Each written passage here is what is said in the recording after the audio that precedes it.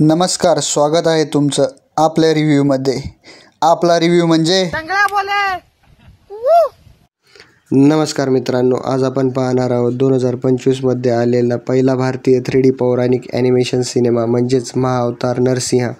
पौराणिक कथा आणि आधुनिक VFX यांचा संगम असलेला हा सिनेमा एक भक्तिमय आणि दैवी अनुभव देतो।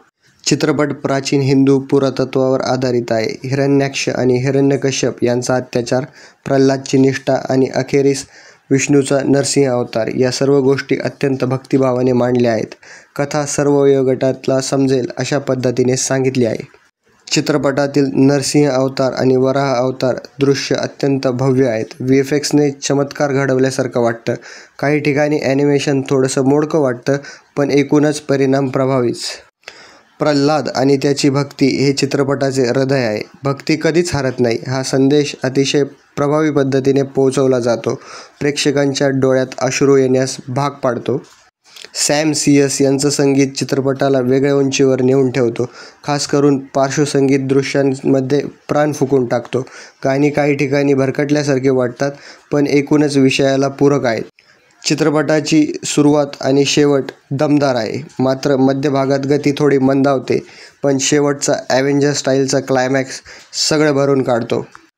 चित्रपटाला सोशल मीडियावर उत्कृष्ट प्रतिसाद मिळत आहे। अनेकांनी हाच ट्रू सनातन धर्म याचं चित्रण आहे असल्याचंही म्हटलं गेलं आहे। लहान मुलांना शिकवण्यासारखा दृष्टिकोन ठेवून हा पिक्चर बघायला काहीही हरकत नाही आहे।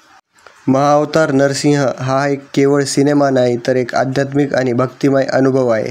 ज्यांना पौराणिक कथा, भावनिक गहराई आणि भव्य ॲनिमेशनचा अनुभव घ्यायचा असेल, त्यांच्यासाठी हा सिनेमा नक्की बघण्यासारखा आहे।